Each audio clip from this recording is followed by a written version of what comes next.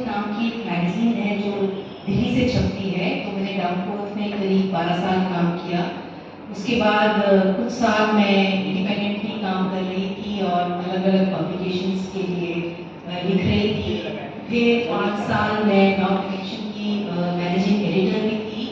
और अभी पिछले 1.5 साल से मैं फिर से इंडिपेंडेंटली काम कर रही हूँ। और मोस्टली जो है मैं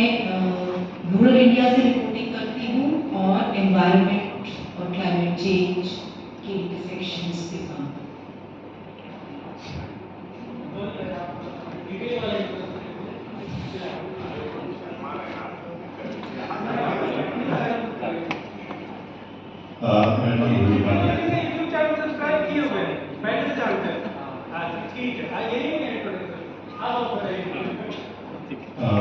ठीक है, बहुत सारे लोग मैं सवाल कई बार देखता हूँ अपने कमेंट सेक्शन में, तो लोगों को नहीं मालूम होता है कि मैं जर्नलिस्ट भी हूँ। तो मैंने पत्रकारिता की पढ़ाई भी की है और बहुत सालों तक टाइम्स ऑफ इंडिया, न्यूज़ 18 और आज तक में मैंने काम किया है। इसके अलावा बहुत सारे अलग अलग प्लेटफॉर्म्स के लिए मैं लिखता रहा। अभी पिछले 4-5 साल से मैं अपने जो सोशल मीडिया चैनल्स उन पर वीडियोस अपलोड करता हूँ, तमाम तरह के मुद्दों को कवर करता हूँ, जिसमें से माइनॉरिटी राइट्स और एनवायरमेंटल इश्यूज मेजर हैं। इसके अलावा अगर आप लोगों को कोई सवाल है इससे जुड़ा हुआ, देखिए ये सबसे पहले तो मुझे बहुत खुशी हुई कि पहली बार ऐसा हो रहा है, क्योंकि हम कई जगह और जैसे ट्रेनिंग देते हैं तो वो ज़्यादातर इंग्लिश में होती है और इंग्लिश ऑडियंसेस के लिए होती है। तो आई थिंक ये इसके लिए शाबाशी देनी चाहिए ईजेन को भी और मैन को। और इस दौरान सबसे अच्छी बात यह है कि आप लोगों के पास जो भी टाइम है, मैं हमेशा ये चाहता हूँ कि आपके जो सवाल हैं, क्योंकि आप लोग पहले से जर्नलिस्ट हैं, कंटेंट क्रिएटर्स हैं, तो आपको कहीं ना कहीं बहुत बेसिक्स बताने की ज़रूरत नहीं है। और मैं ये मानता हूँ बिल्कुल कि आप लोग बहुत ज़्यादा केपेबल हैं अच्छी रिपोर्टिंग करने में। बस थोड़ा सा उसको और हम कैसे शार्प कर सकते हैं, कैसे पॉलिश करके, और किस तरह से जो आपके बेसिक सवाल जिनसे अभी तक आप जूझ रहे होंगे, अपने मन में लेके बैठे हुए होंगे, वो मैं चाहता हूँ कि आप हम लोगों से पूछिए और हम लोगों को ऐसे सवाल पूछिए जो जिसका जवाब शायद हमें ना मालूम हो, तो हमें बहुत अच्छा होगा, ताकि हम भी आप लोगों से सीख सकें। तो इसलिए सवाल को पूछिए और इसको जितना ज़्यादा से ज़्यादा वो नोट्स बनाइए, क्योंकि हमारा जो ह्यूमन मेमोरी है वो कहते हैं कि मछली की ब्रेन जैसा होता है, और उससे ज़्यादा बहुत देर तक याद नहीं रख सकते हैं। मैं अभी भी पिछले जो 4-5 साल पहले बनाए गए नोट्स हैं उनको कई बार रखना पड़ता है। अभी इस सेशन के लिए भी मुझे देखना पड़ा कि 2 साल पहले मैंने कोई एक ऐसी पीपीटी बनाई थी जिसमें बहुत सारी चीज़ें सिमिलर थी, तो उनका जिक्र था। तो इसलिए मैं कहूँ कि आप लोग प्लीज़ नोट्स ज़रूर बनाइए, क्योंकि ये आने वाले समय में आपको काम आएंगे। और कम से कम जितने भी लोग हैं ये सारे के सारे हम लोग नए भी हैं और एक्सपीरियंस भी हैं। तो सबसे हर तरह के जो रेंज ऑफ क्वेश्चंस होगा वो मुझे लगता है कि आपको सारे सवालों के जवाब मिल जाएंगे। और इसको आप इस तरह से मत देखिए कि ये केवल एनवायरमेंटल जर्नलिज्म की ट्रेनिंग यहाँ पर हो रही है। बेसिकली वही एक जर्नलिज्म की ट्रेनिंग है यहाँ पर। आप इन जो भी बातें हम लोग कह रहे हैं या फिर जो बातें हम लोग आपसे आने वाले सेशंस में कहेंगे, वो सारी की सारी चीज़ें आप किसी भी इशू पर रिपोर्ट करेंगे वो आपके काम आएंगे। तो हम ज़्यादा से ज़्यादा कोशिश करेंगे जितने भी टूल्स हैं, टेक्निक्स हैं, वो हम आपको देना चाहेंगे। और आप लोगों के सवाल बाकी कुछ होंगे और उनको भी हम लोग सोचेंगे कि उनका समाधान किया जाए, बैठ कर समझ कर समझाना। ठीक है, तो अब आपके जितने भी सवाल हैं नाम के साथ आप किससे पूछें?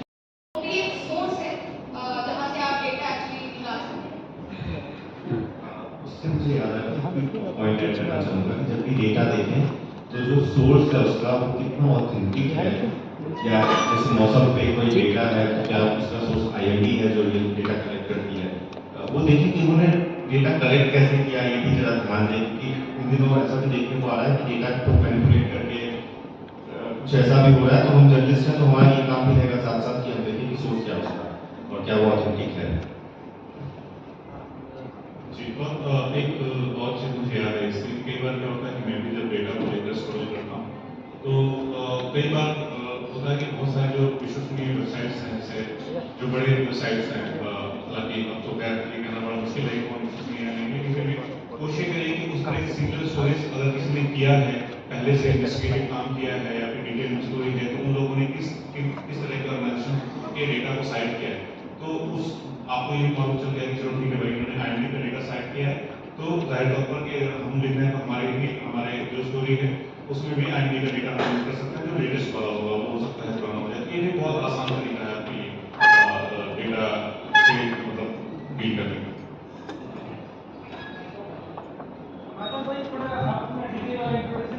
तो हाँ, मुझे हाँ एक तो जनरल बातें कहनी थी। मैं पत्रकार हूँ और मेरा इन्वायरमेंट पर उस तरह से काम नहीं है जितना दूसरे साथियों का है, पर मैं कल रोहित जी और मनीष जी को बता रहा था कि बहुत साल पहले मुझे वकील बनने का बड़ा शौक था। मैं चाहता था कि वकील बनूँ, ह्यूमन राइट्स वकील बनूँ। तो एक बहुत मशहूर ह्यूमन राइट्स वकील हुए डॉक्टर मुकुल सिन्हा,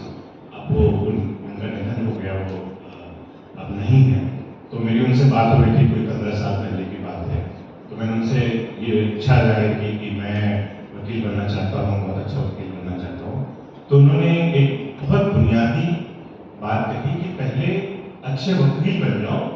फिर जो है अच्छे ह्यूमन राइट्स वकील बन जाओगे। तो मुझे लगता है कि अगर आप अच्छे पत्रकार, मतलब एक पत्रकार के तौर पर जो बुनियादी चीजें हैं अगर उसको फॉलो करते हैं, तो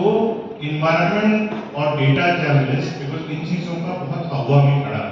किया जाता है। मुझे नहीं मालूम कि यहाँ पर जितने लोग बैठे हैं, जब वो पत्रकारिता की पढ़ाई कर रहे थे या हमें से कई लोगों ने उसकी पढ़ाई भी नहीं की है, तो कितना हमारे दिमाग में था कि हमको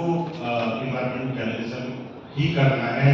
और उस वक्त मतलब आज से 10 साल 15 साल पहले की अगर बात करें, या नितिन जी ने जब शुरू किया लेट 90s में, तो उस वक्त तो इन्वायरमेंटल जर्नलिज्म पढ़ाया भी नहीं जाता था, डेटा जर्नलिज्म पढ़ाया भी नहीं जाता है। और जो लोग डेटा जर्नलिस्ट हुए वो खुद दरअसल उन्होंने कभी डेटा की पढ़ाई नहीं की उस तरह से। हाँ, तो ये समझना कि हमको पहले अच्छा पत्रकार, अच्छा कम्युनिकेटर, कम्युनिकेशन, क्योंकि कम्युनिकेशन के जो बुनियादी उसूल है या फिर जर्नलिज्म के जो बुनियादी उसूल हैं वो चेंज नहीं होने वाले हैं। उसको अगर हम फॉलो करते हैं तो फिर हम स्टोरी बहुत अच्छी तरह से बता सकते हैं। दूसरी बात मुझे लगता है कि लोग अक्सर कंफ्यूज करते हैं data visualization and access to data. Data visualization अपने आप में काम है, हाँ, और ये उम्मीद रखना कि आपको डेटा विजुअलाइजेशन और उसकी एनालिसिस उस तरह से हम सबको आ जाएगी, ये थोड़ा सा अपने आप को बहुत ज़्यादा मतलब आंकना भी है और बहुत ज़्यादा अपने ऊपर प्रेशर भी डालना है। हाँ, क्योंकि डेटा एनालिसिस, डेटा विजुअलाइजेशन वो एक अलग तरह का स्पेशलाइजेशन है। हर एमबीबीएस डॉक्टर अगर ये चाहे कि वो एमएस का भी काम कर ले, एमडी का भी काम कर ले, ऑर्थो का भी काम कर ले, तो ऐसा नहीं होता है, और गायनी का भी काम कर ले, तो ये अलग अलग फील्ड है। तो उसको और अगर सब काम हम ही कर लेंगे एक पत्रकार के तौर पर, तो फिर एक्सपर्ट क्या करेंगे, एक्सपर्ट्स क्या करेंगे? तो हम, और इसीलिए हम जानते हैं कि अक्सर कहा जाता है कि जो जर्नलिस्ट होते हैं वो जर्नलिस्ट होते हैं, मतलब उनको जनरल। तो हम एक पत्रकार के तौर पर, जैसा कि रमेश जी ने कहा बहुत बुनियादी बात की, हमको अच्छे सवाल, ऐसे सवाल पूछना जरूरी है कि ताकि जवाब सही है, लेकिन उसमें बचकानापन भी नहीं होना चाहिए। नहीं तो आप लोगों ने आनंद सिंह का मीम देखा होगा, हाँ, आप लोगों ने देखा होगा कि उससे वो जो पत्रकार, उस पत्रकार भी ऐसे सवाल करता है और फिर वो मजाक बन जाता है, तो हम मजाक, और वो अक्सर हम करते हैं बिना पढ़े, मुंह उठाए हुए, हाँ, उठा के चले जाते हैं माइक, क्योंकि माइक होती है हमारे पास या एक डायरी होती है, तो हमको रहता है कि। और जहां तक एक्सेस टू डेटा की बात है, ये समस्या हमेशा रही है कि अगर डेटा को एक्सेस करना, डेटा का मतलब सिर्फ नंबर नहीं होता है, जैसा कि रमेश जी ने कहा कि आप फील्ड में जाएंगे वो भी डेटा है, 10 लोगों से बात करना और फिर उसमें वो करना, वो भी एक डेटा है। तो डेटा क्रिएट भी किया जा सकता है। कोई जरूरी नहीं है कि डेटा आपको कहीं क्या नाम है प्रखंड मुख्यालय में जाएंगे, जिला मुख्यालय में जाएंगे, सीएमओ साहब से बात करेंगे तभी आपको मिलेगा। आप भी डेटा क्रिएट कर सकते हैं, तो वो उस पर भी ध्यान देना। और उसके सैंपल साइज वगैरह को लेकर के एक अलग बात हो सकती है, बहस हो सकती है, तो वो चीज बहुत इंपॉर्टेंट है। और डेटा अगर इतनी आसानी से मिल जाता, ये सूचनाएं अगर इतनी आसानी से मिल जाती, तो पत्रकार की जरूरत थी। भाई वही कहा जाता है ना कि अगर सब कुछ अवेलेबल है तो न्यूज क्या है? हाँ, फिर आपकी कोई स्टोरी क्यों पढ़े? अगर वो बात चाय के ढाबे पर जो लोग बैठे हैं उनको भी पता है, हर एक आदमी को पता है, तो हम फिर पत्रकारों की क्या जरूरत? तो कल ही हम लोग रास्ते में बात कर रहे थे कि हम लोगों को आदत हो गई कि बनी बनाई सारी चीजें हमारे सामने परोस दिया जाए और हम फिर बैठ करके मोनोलॉग करें और उसमें ज्ञान दें या फिर लंबा लंबा जो है हम लिखें। तो वो पत्रकार का काम नहीं है, वो कम्युनिकेटर का काम नहीं है, इन्फ्लुएंसर्स का वो काम नहीं है। हमें थोड़ी अपनी तरफ से मेहनत करनी पड़ेगी। तो इस चीज का ध्यान रखना भी बहुत, हम ये नहीं कहते कि ये सारी चीजें इतनी आसान होती हैं। हमारे पास संसाधनों की कमी है, हम जिन हालात में काम करते हैं और खासतौर पर आप जिन हालात में काम करते हैं, जिन संसाधनों की कमी के रहने के बावजूद इतना अच्छा काम करते हैं, उसमें काम करना बहुत मुश्किल है। पर मुझे लगता है कि यही चैलेंज है, और ये चैलेंज चाहे हमारे पास जितने वसाइल रिसोर्सेज आ जाए, जितने संसाधन आ जाए, हमेशा रहेंगे। तो सॉरी, मैं थोड़ी मतलब हमेशा जनरल बात ही करूँगा क्योंकि मैं कोई एक्सपर्ट नहीं हूँ। एक डेटा की बात ही मैं छोटा सा एग्जाम्पल देता हूँ। पटना में था मैं, तो सर ने कहा कि खुद डेटा कैसे क्रिएट कर सकते हैं। एक सर्वे पढ़ रहा था मैं कि जितने बड़े शहर हैं, मुंबई, बेंगलुरु, उनकी एवरेज ट्रैफिक की स्पीड का डेटा अवेलेबल था, पटना का नहीं था। तो मैंने सोचा कि कुछ लोग गूगल मैप में फीचर था कि आपने वो दूरी तय की और अंत में आपको दिखेगा कि आपकी एवरेज स्पीड इतनी थी। 1 महीने तक मैं गूगल मैप लगा के चला और अंत में मुझे डेटा मिला, जो मैंने एक्सप्लेन किया ट्रेनर्स को कि मैंने ये तरीका अपनाया और स्पीड निकाला कि पटना की एवरेज स्पीड क्या है। ठीक है, नेक्स्ट सवाल। अच्छा, थोड़ा नए लोगों को मौका देते हैं, जो लोग पूछ चुके हैं और कोई नया आया तो इसमें अब तक इस सवाल एक उनको एक बार फिर फैसला आप तेज आवाज में बोलिए, थोड़ा पहले इनको कहते हैं अच्छा। मेरा सवाल ये है कि हम लोग जो काम कर रहे हैं, मतलब इस गवर्नमेंट को या किसी भी इश्यूज को लेकर काम करते हैं, तो अभी सोसाइटी में देखा जा रहा है कि पत्रकारिता की होड़ मतलब पत्रकारों की होड़ मच गई। खास करके आप देखेंगे इलेक्शन टाइम जब आता है तो बहुत सारे लोग काम करने लगते हैं। हम लोग जब जेन्युइन विषय पे काम करते हैं, इन्वायरमेंटल पे या फिर जो बहुत पब्लिक कंसर्निंग इश्यूज है, तो उसमें हम लोगों को मतलब कई बार लगता है कि हम कहाँ जा रहे हैं। बहुत सारे तबका, बहुत सारे लोग एक दूसरे की तरफ जा रहे हैं और हमें कहा जा रहा है कि हम डेटा पे काम करें, हम इन्वायरमेंटल इश्यूज पर काम करें। तो वो क्या चीज़ होगी, क्या कीवर्ड्स होगा जो हमें मोटिवेट करेगा कि हम इस पर टिके रहे, क्योंकि हमारे से प्रॉब्लम फिनेंस की भी आती है, घर परिवार उसका भी प्रेशर रहता है, बट हमारा मन लगता है, हम चाहते हैं करें। तो ऐसा क्या सपोर्ट सिस्टम होगा कि हम लोग उस जेन्युइन विषय पर टिके रहें और इस पे हम खुद को मोटिवेट कर सकें। ठीक है, वैसे भाई आप भी अपना सवाल पूछिए, एक दो सवाल हो जाए। अब बहुत एक क्वेश्चन है लेकिन बहुत स्पेसिफिक है उस कॉन्टेक्स्ट में कि लीगल चैलेंजेस होता है कि कई दफा ये है कि आप प्राइवेसी को नहीं ला सकते हैं या किसी को क्लियरफाई नहीं कर सकते हैं, तो कई बार थ्रेड भी हो जाता है। अभी मैं हाल फिलहाल एक रिसेंट एग्जांपल बताता हूँ। हमारे किसी सोशल मीडिया पे चैनल चलाते हैं, उसने किसी नेता के बारे में ये लिख दिया कि उनको इस पार्टी से टिकट मिल सकती है सूत्रों के हवाले से। तो अब उस भाई को ये थ्रेट आया उस नेताजी के कि आप हटाएं वरना हम आपके खिलाफ में लीगल एक्शन लेंगे। तो उस केस में यह होता है कि हमारे लिए पीछे फैमिली है, तो हमें क्या होता है कि ऐसी चीजों को हटाना पड़ता है, हालांकि उसमें ऑथेंटिसिटी होती है। तो ना तो कोई पीछे बैकअप है और ना हम ये अवेयर हैं कि कौन से लीगल डिसएडवांटेज हैं जिसे हमें फेस करना पड़ता है।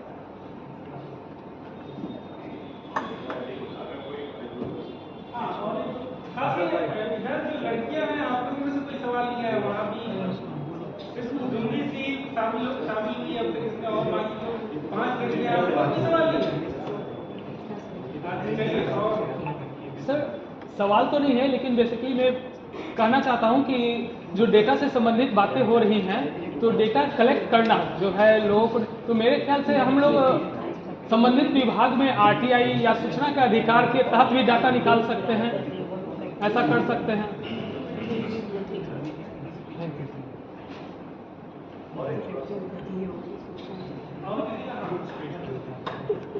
सर जो पहले जर्नलिस्ट करते थे कि सादा पेपर और पेन लेके जाते थे, न्यूज़ को लिखते थे, उसके बाद छापते थे, उसमें गलती आ जाता था, फिर टैक्स के जरिए मतलब इमेज और टैक्स के जरिए उसका रिव्यू दिया जाता था, उसका वीडियो फॉर्मेट में आ गया, थोड़ा सा आगे बढ़ा वीडियो फॉर्मेट। अभी के टाइम में क्या है कि अच्छा डॉक्यूमेंट्री स्टेटमेंट चाहिए, डॉक्यूमेंट्री वीडियो के लिए एविडेंस चाहिए और कंटेंट भी अच्छा होना चाहिए, साथ में करेंसी या बुक्स अच्छे उसके साथ होना चाहिए। सपोज दैट मारवाड़ी कॉलेज के सामने मेरा सिटी का शहर है, तो मारवाड़ी कॉलेज के सामने कचरा आ जाता है, बहुत ज़्यादा गंदगी है, या बस्ती पानी में बहुत 10 दिन से पानी जमा हुआ है, इसको हम कैसे डॉक्यूमेंट्री वीडियो हम बनाएं ताकि वो चले, क्योंकि और एलिगेशन भी ना लगे, क्योंकि ऐसा कंटेंट है जो लोगों को कनेक्ट करता है, उससे प्रदर्शन को भी दिक्कत हो सकती है, क्योंकि एलिगेशन भी ना लगे, कंटेंट भी अच्छा हो और एविडेंस भी सही हो।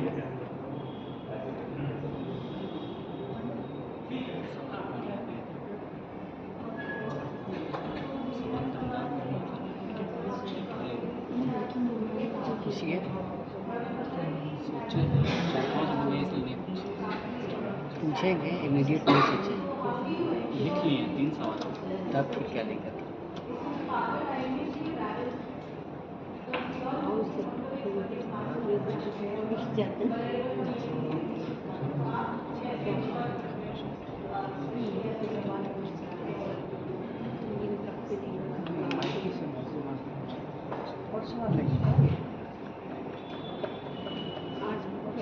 आधा घंटा चलेगा क्यों?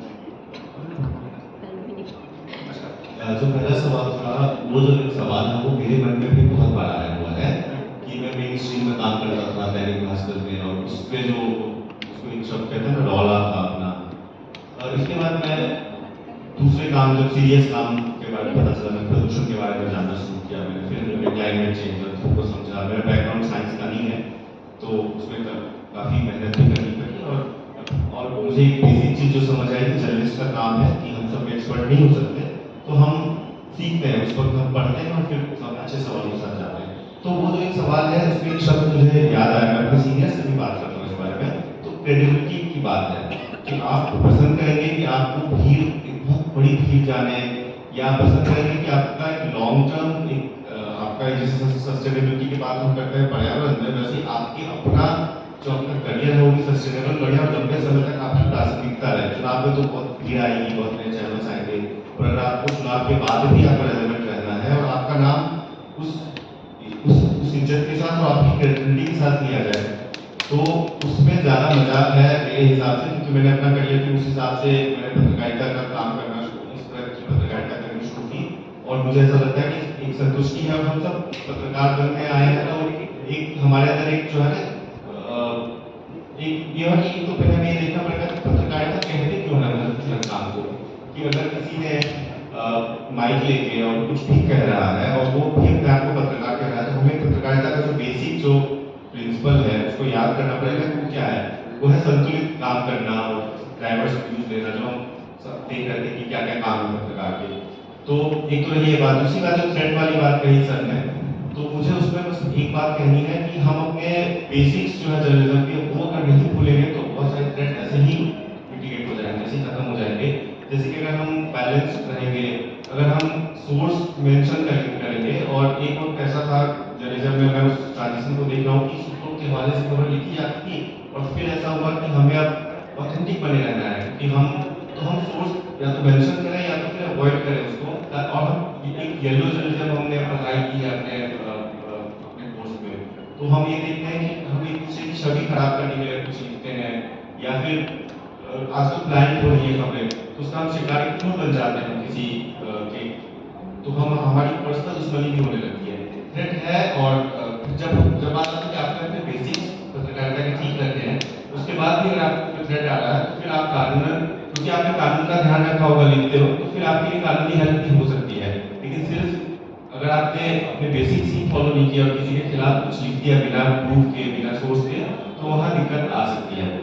एक लास्ट क्वेश्चन मैं जो मैम ने पूछा उसका जवाब देके मैं आगे बढ़ूंगा कि जैसे कहते हैं कि हम जब कम्युनिटी से बात करते हैं और वो एक तरह से वल्नरेबल होते हैं, उसके बाद ये खतरा है कि उनके ऊपर कुछ उसके बाद दिक्कत आ सकती है, तो मेरा एथिक्स ये कहता है कि हमें उनको एक्सप्लेन करना होगा कि आपसे हम ये बात कर रहे हैं और इसके बाद और क्या हो सकता है, या उनसे पूछना भी पड़ेगा। जैसे मैं गया था एक सतना जिले का एक गाँव है जहाँ मुझे एक ऐसी कम्युनिटी से बात करनी थी, छुआछूत का मामला था, उनके ऊपर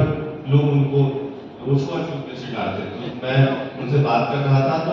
मुझे उनको बताना पड़ा कि आपके अगर ये खबर बाहर आई तो आपको फिर परेशान करेंगे, तो उन्होंने कहा कि हम तो बहुत परेशान करते हैं, तो हमें कोई डर नहीं है। तो ये बेसिक्स जो है कि हमें उनको प्रोटेक्ट करके रखना चाहिए, तो एक ये ध्यान में रखता हूँ। दूसरी बात कि कुछ लीगल चीजें होती हैं, जैसे कि हम जो कि कुछ इंटरनेशनल ऑर्गेनाइजेशंस फॉलो भी करते हैं कि हम फॉर्म होता है उसमें हम उनका रिलीज लेते हैं कि हम आपसे बात कर रहे हैं, एक प्रॉपर्टी रिलीज होती है, एडिटोरियल रिलीज होता है, तो ऐसा अगर कुछ आपको लगे कि आगे कुछ स्टेट हो सकता है या फिर वो अपना बयान बदल सकते हैं, तो ये करना है। और दूसरा मैं ये प्रैक्टिस ये भी करता हूँ जब मैं कैमरा पे बात कर रहा हूँ तो उनसे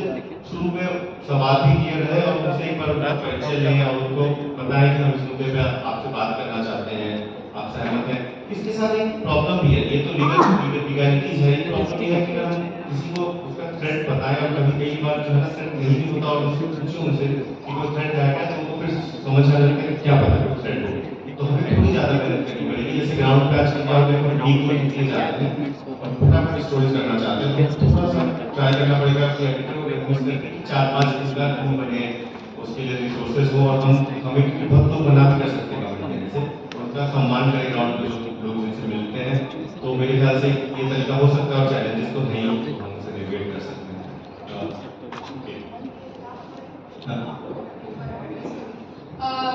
जैसे वो जो आपने पूछा ना कि जब आप कम्युनिटी से बात करते हैं तो उनको कैसे अप्रोच करें इस तरीके से कि वहाँ पे एक काइंड ऑफ सेफ्टी भी, उनको भी सेफ्टी फील होती है हमारे साथ और उनको ये भी एहसास हो कि हम किसी और कम्युनिटी से आते हैं या डाउन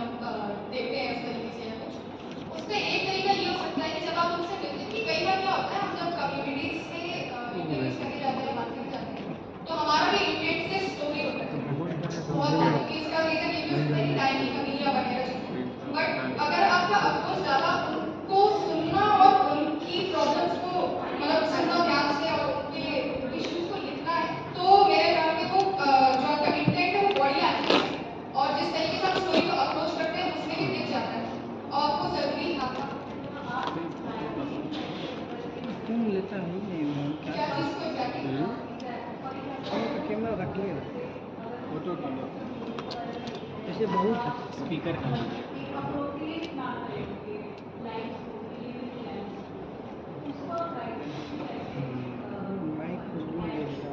तो जैसे